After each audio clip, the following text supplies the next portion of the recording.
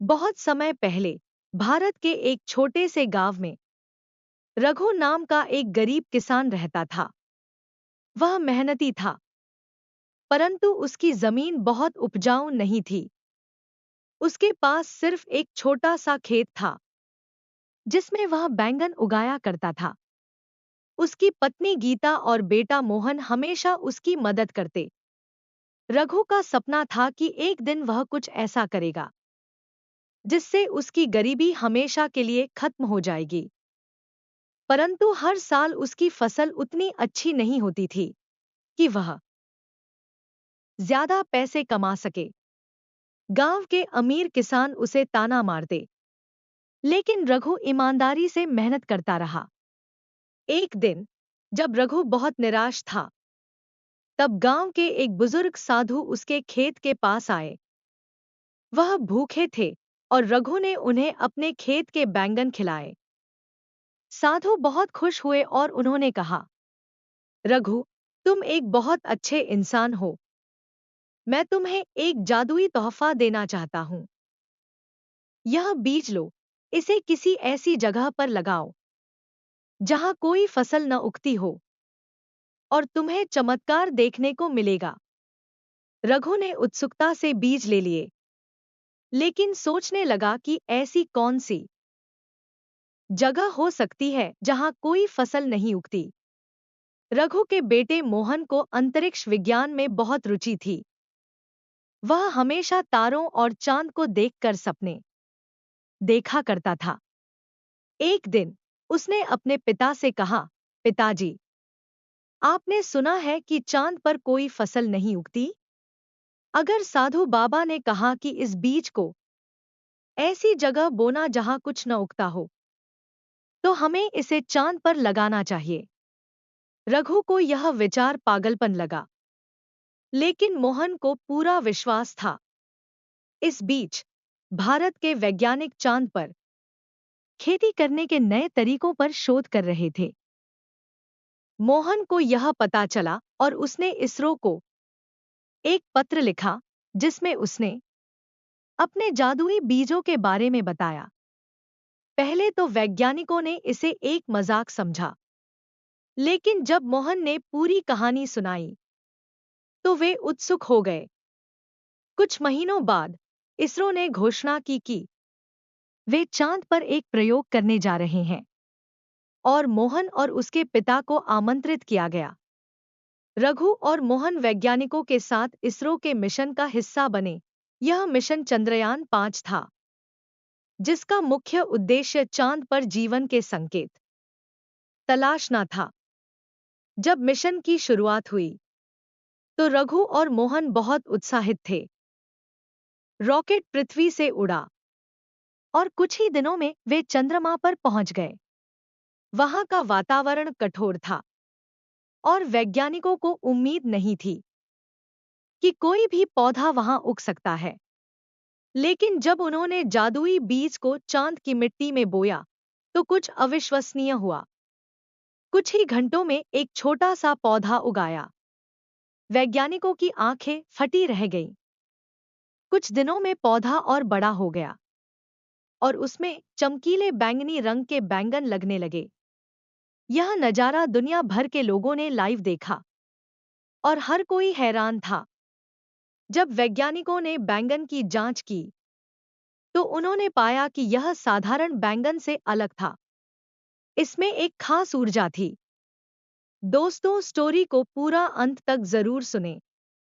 यदि आप हमारे चैनल पर नए हैं और अभी तक आपने चैनल को सब्सक्राइब नहीं किया है, तो प्लीज वीडियो को लाइक और चैनल को सब्सक्राइब जरूर कर लें। अभी कर लें, क्योंकि बाद में आप भूल जाएंगे, जिससे किसी भी इंसान को अधिक ताकत और बुद्धिमत्ता मिल सकती थी। यह खबर पूरी दुनिया में फैल गई। हर देश इस जादुई बैंगन को पाना चाहता था, लेकिन यह सिर्फ चांद पर ही उग सकता था। भारत सरकार ने फैसला किया कि रघु और मोहन को इस मिशन का आधिकारिक संरक्षक बनाया जाएगा।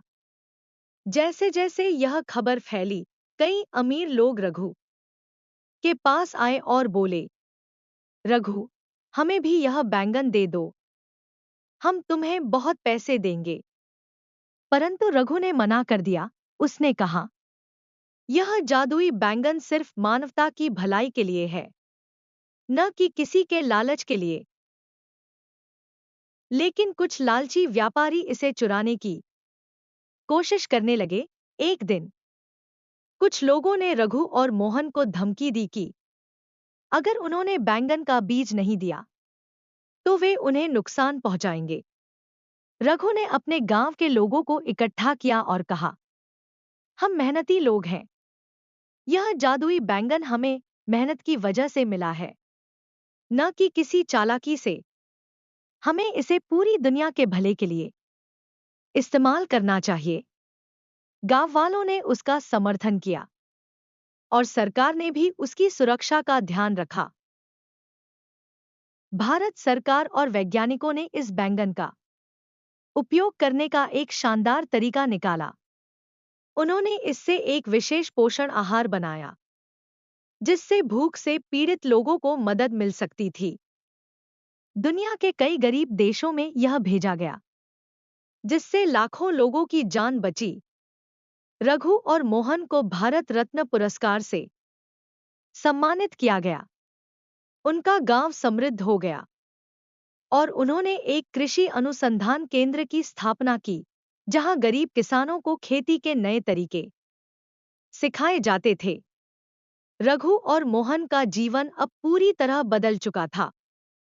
वे केवल सम्मानित नहीं हुए, बल्कि दुनिया में एक नई क्रांति के जनक भी बन गए। वैज्ञानिकों ने रघु के जादुई बैंगन पर शोध जारी रखा और पाया कि इसमें ऑक्सीजन पैदा करने की अद्भुत क्षमता थी। अगर इस बैंगन के पौधों को चांद पर बड़े पैमाने पर उगाया जाए, तो वहां इंसानों के रहने लायक वातावरण बन सकता था। भारत ने इस नई खोज को आधार बनाकर चंद्र कृषि परियोजना की शुरुआत की। इस परियोजना के तहत चांद पर खेती करने के लिए विशेष तकनीक विकसित की गई। जल्द ही अन्य देशों ने भी इस पहल में सहयोग दिया और संयुक्त राष्ट्र ने इसे मानवता की सबसे बड़ी वैज्ञानिक उपलब्धि घोषित किया।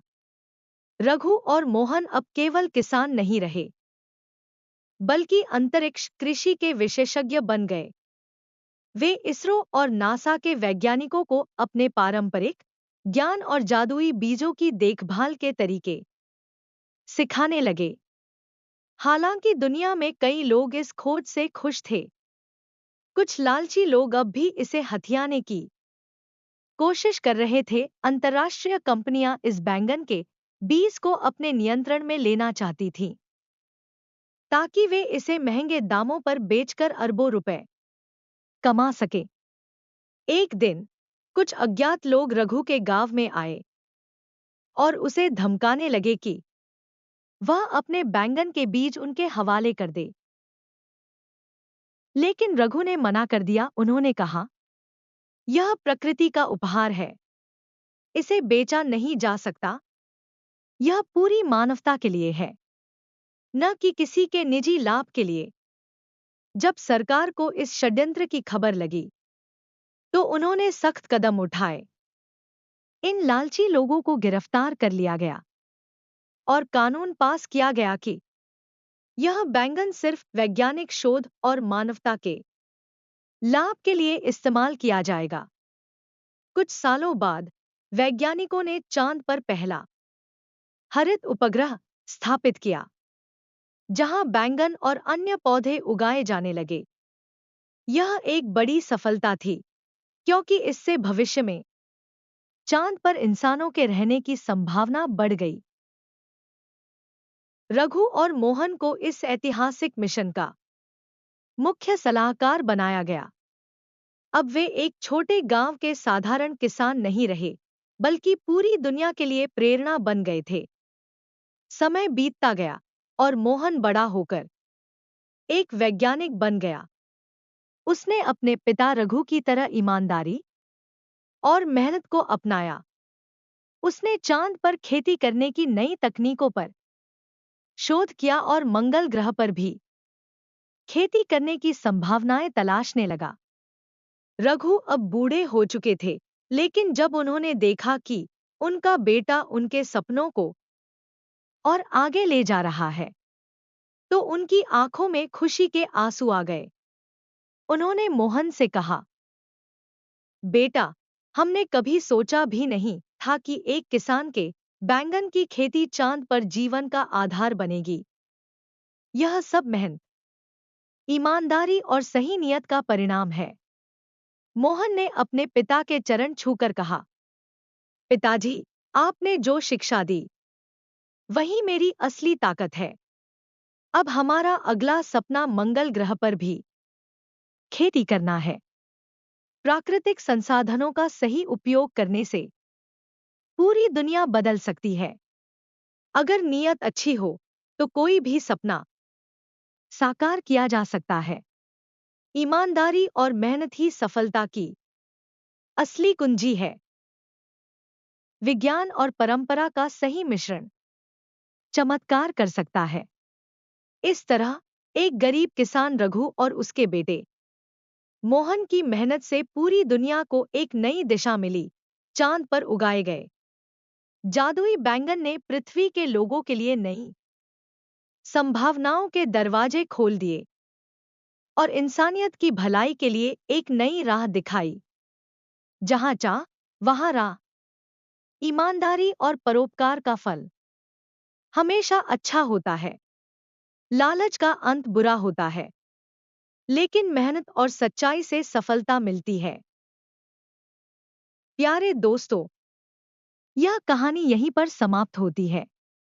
आपको यह कहानी कैसी लगी? कमेंट बॉक्स में जरूर बताएं। अगर आपको हमारी ये कहानी पसंद आई हो, तो कृपया हमारे वीडियो को लाइक, शेयर और चैनल को प्लीज सब्सक्राइब जरूर कर लें।